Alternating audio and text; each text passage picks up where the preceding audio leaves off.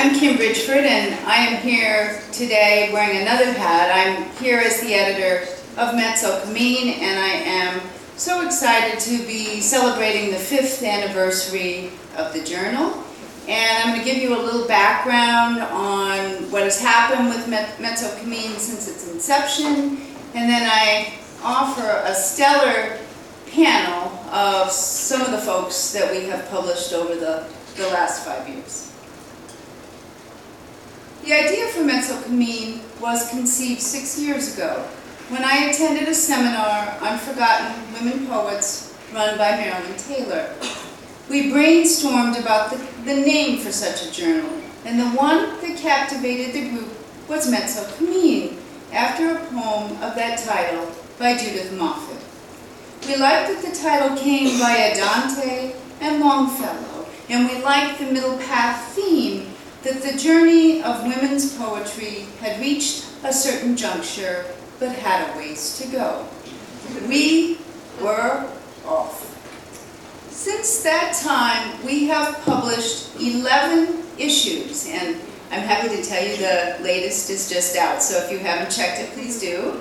And we are so happy to be referred to as the coffee table book of online journals.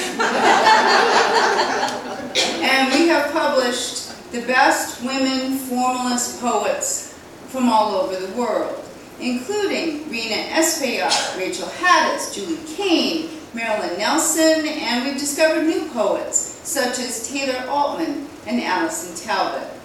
Poems from the journal have appeared on Poetry Daily, Verse Daily, The Writer's Almanac, and The Best of the Net. We have featured artists such as Meredith Bergman and Jo Yarrington with international reputations. We have done features on poets such as Josephine Jacobson and Julia Randall, and we have been gratified to know that our book reviews have affected book sales. However, we saw that we needed to do more to highlight forgotten women poets, that in short, most women poets need more attention, and so the Mezzo Cammin Women Poets Timeline Project was born. Our goal is to be a comprehensive database of women poets from all countries.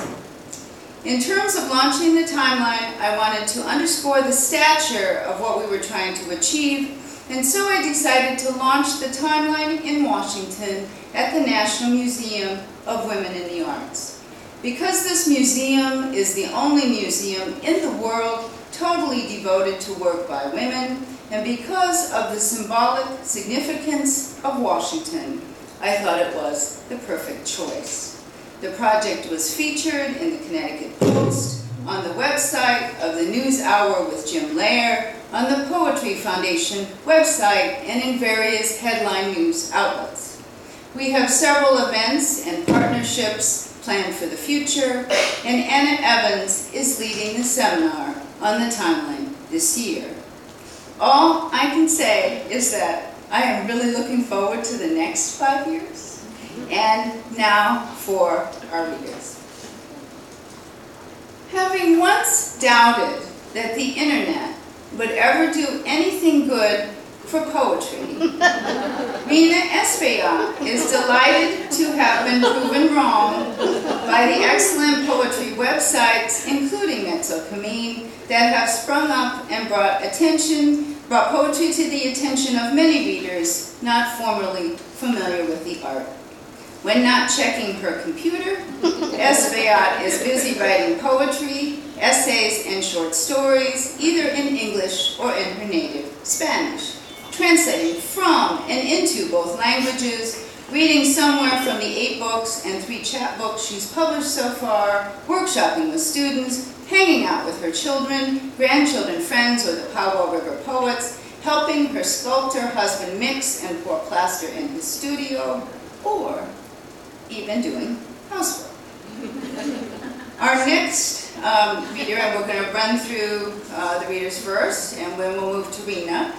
Julie Kane has just been named Louisiana Poet Laureate for the 2011-2013. Her Her most recent poetry collections are Jazz Funeral, the winner of the 2009 Donald Justice Poetry Prize, and Rhythm and Booze, a National Poetry Series winner and finalist for the Poets Prize. In 2002, she was a Fulbright Scholar to Lithuania in creative writing and American poetry. She teaches at Northwestern State University in Natchitoches, Louisiana. Leslie Mansour, a native of Los Angeles, California, who grew up in Mexico City and Panama, is the author of The Alarming Beauty of the Sky, published by Red Hen Press. Her new collection, The House Sitter, won first prize in the Finishing Line Press Open Chapbook Competition and will be available in late summer.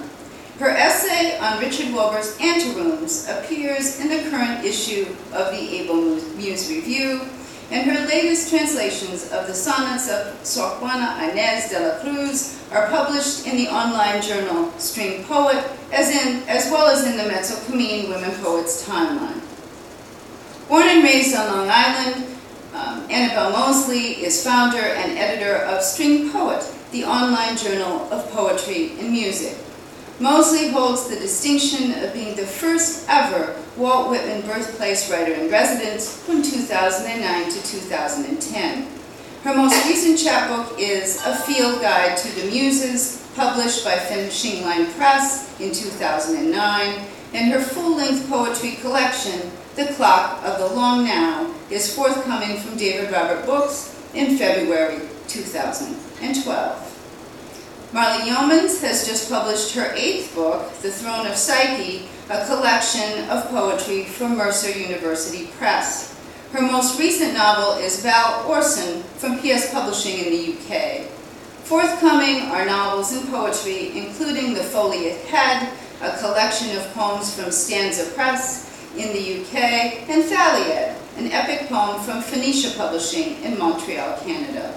Her awards include the Michael Shera Award for The Wolf Pit from Farrar, Straus and Giroux, and the 2011 inaugural Farrell Sams Award for the forthcoming novel, A Death at the White Camellia Orphanage. A Carolinian, she lives in Cooperstown, New York, with her husband and 3 children. Please join me in welcoming this amazing panel.